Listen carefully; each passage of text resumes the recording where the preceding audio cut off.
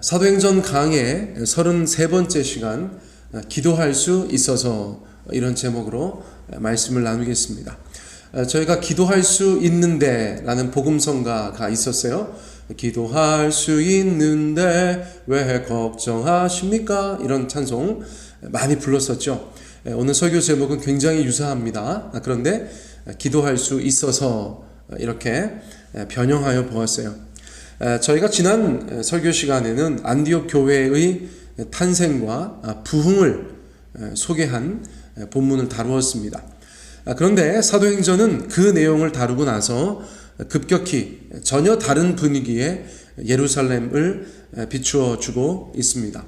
핍박이 다시 시작된 것으로 그렇게 묘사되어지고 있죠. 자, 1절 말씀입니다. 그때 헤롯 왕이 손을 들어 교회 중에서 몇 사람을 해하려 했다. 에돔 출신이었어요. 에돔 출신. 헤롯은 유대인 순수 혈통이 아니었습니다. 자, 그런 혼혈, 당시로서는 혈연이 굉장히 중요한 것이었는데 혼혈이 유대인의 왕, 이스라엘의 왕이 되어서 그 헤롯 가문은 대대로 정통성을 인정받지 못하였어요. 그래서 항상 어떤 일을 할 때 불안해하였습니다. 많은 사람들의 지지를 받지 못하였어요. 자, 그런 그는 유대인들이 미워하는 교회를 핍박함으로써 인기를 얻으려고 하였어요. 유대인들이 싫어하니까 유대인들이 좋아하는 일을 하자, 그렇게 정치적인 접근을 한 것이었습니다. 자, 그래서 교회 중에서 몇 사람을 해하려 했다는 것이에요. 당연히 몇 사람은 예루살렘 교회의 리더들이었을 것이다. 저희가 그렇게 생각할 수 있죠. 자, 이것을 그저 현실 정치로만 보면 그렇게 이해할 수 있지만 또 영적으로도 저희가 볼 수 있겠어요. 리더를 공격합니다. 리더를 공격해요. 교회의 중요한 자리에 있는 중요한 역할을 감당하는 그 리더들을 공격하는 영적인 공격이라고도 저희가 볼 수가 있겠어요.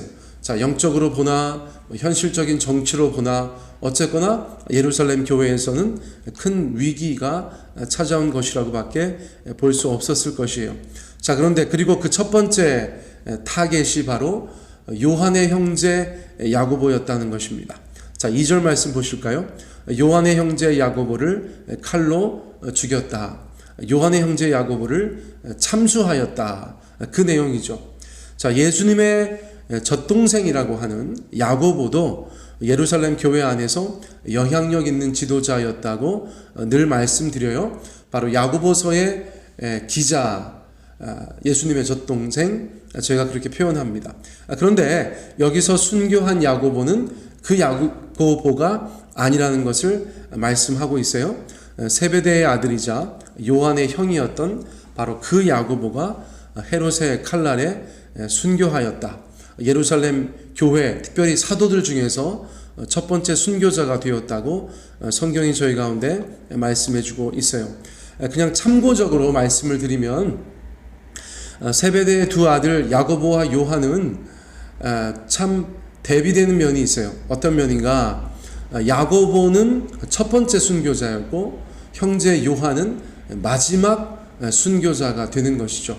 하나님께서 그런 또 자비를 베풀어 주셨어요. 야고보는 가장 먼저 순교하게 하고 또 요한은 가장 마지막으로 하나님 앞에 장수하다가 부름받게 되었다. 저희가 그렇게 생각해 볼 때 참 특별하죠. 특별합니다. 무엇인가 그 안에 의미가 있는 것 같은 그런 역사적인 사실이죠. 아무튼 간에 복음서를 통해서 야고보를 익히 알고 있는 성경의 독자들 또 그리스도인들은 이런 내용을 읽는 것만으로도 가슴이 참 아픕니다. 야고보가 얼마나 많이 성경에 등장합니까? 갈릴리 호숫가의 야고보의 모습도 성경에 있고요. 또 변화산에서 예수님과 함께 주님의 영광을 보았던 야고보도 저희가 기억하고 있어요. 달리다쿰 현장에 있었던 야고보, 또 천둥의 아들이다 그런 별명을 가졌었던 야고보, 예수님께 한 자리 달라고 청탁했었던 야고보, 결국 하나님의 은혜로 사도가 되었던 야고보, 그 야고보의 모든 사역의 또 삶의 과정들을 지켜보면서 성경의 독자들은 함께 하였었습니다. 그런데 초대교회는 그 사랑하는 형제요 귀한 사도였던 또 지도자였던 야고보를 첫 번째 사도 순교자로 잃게 되었다는 것이에요. 예루살렘 교회가 얼마나 슬퍼하였고 또 얼마나 큰 절망감을 느꼈을지 저희가 짐작할 수도 없습니다. 그렇게 큰 어려움과 슬픔과 위기를 겪게 되었던 것이에요. 자, 3절 말씀으로 넘어가 볼까요? 유대인들이 이 일을 기뻐하는 것을 보고 베드로도 잡으려 할새 때는 무교절 기간이라. 유대인들이 기뻐했다는 것이에요. 교회에 대해서 적대적이었던 유대인들은 야고보 사도를 헤롯이 죽인 것에 대해서 아주 기뻐하였다는 것이죠. 그러니까 또 단순한 헤롯은 그것에 대해서 또 누구를 죽일까 그런 생각을 했다는 것입니다. 예수님을 죽인 유대인들은 여전히 그분의 제자들에 대해서도 살기를 품고 있었어요. 수년이 지난 상황인데도 불구하고 그렇게 살기를 품고 있었다는 것입니다. 자, 유대교회에서 가장 적극적으로 교회를 핍박하던 사울은 교회의 적극적인 동조자가 되어버렸죠. 이러한 때에 이방 출신 왕이 나서서 교회를 괴롭혀 준다니 더할 나위 없이 반가운 것으로 생각했던 것 같아요. 그러기에 헤롯이 야고보를 죽인 일을 진심으로 기뻐하였던 것입니다. 자, 그러니 야고보가 죽어서 기뻐한다면 베드로를 죽이면 유대인들이 얼마나 더 기뻐할까? 헤롯은 그렇게 생각했던 것이에요. 그래서 베드로를 잡으려 했다는 것이죠. 여기서 잡으려 했다는 것은 이제 잡아서 순교시키려고 했다는 것이죠. 자, 그런데 그때가 무교절 기간이었다 그렇게 말하고 있습니다. 12달 중 가장 많은 인파로 붐비는 때예요. 무교절 기간. 성경에 많이 나오죠. 그 무교절에 정말 수십만 명이 예루살렘에서 성전을 방문하는데 그때에 정치적인 쇼가 진행되려고 했다는 것이에요. 물론 명절 기간에는 사형을 집행하지 않았습니다. 그러니까 베드로를 잡아두고 무교절 기간을 지나려고 했었다는 것이죠. 자, 4절로 넘어가 볼게요. 4절.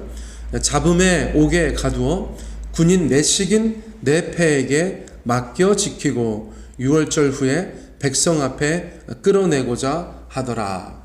자, 잡음에 옥에 가두었다. 체포와 투옥은 사형을 향한 과정이었겠죠. 자, 베드로는 그만큼 헤롯에게 아주 중요한 범인 그런 존재였어요. 그래서 잡아서 옥에 가만히 모셔두는 것이죠. 그리고 나서 어디 갈까봐 군인 내식인 내 패에게 맡겨 지켰다는 것이죠. 16명이나 되는 군인으로 베드로를 지키게 했었다는 것입니다. 그리고 나서 6월절 후에 백성 앞에 끌어내고자 하였다. 명절을 피하여서 베드로를 죽이려고 하였고 유대인들 가운데 그렇게 점수를 얻으려고 했다는 것이죠. 자, 이런 상황에서 교회를 저희가 생각해 보면 정말 큰일이 아닐 수 없어요. 5절 말씀 보세요. 이에 베드로는 옥에 갇혔고 교회는 그를 위하여 간절히 하나님께 기도하더라. 베드로가 옥에 갇혔다. 그런데 어느 상황이 먼저 있었어요? 야고보가 순교한 상황이 먼저 있었던 것이죠.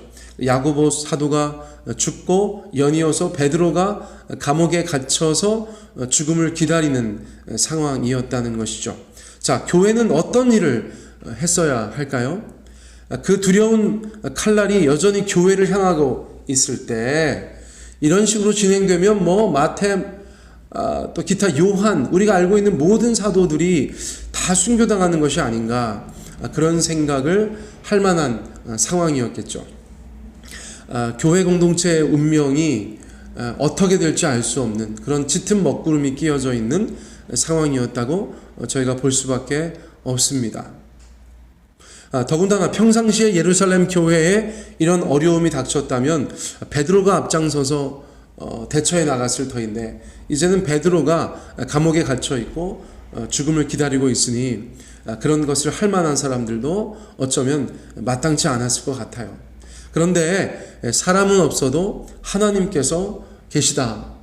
여러분, 동서남북 다 막혀도 하늘이 열려 있다. 그런 말을 하는 것처럼 큰 위기인 것이 분명하고 정말 절망스러운 상황인 것이 분명하지만 하늘문이 열려 있었다는 것을 교인들은 알고 있었다는 것이에요. 자, 그래서 교회의 선택은 기도로 나아갑니다.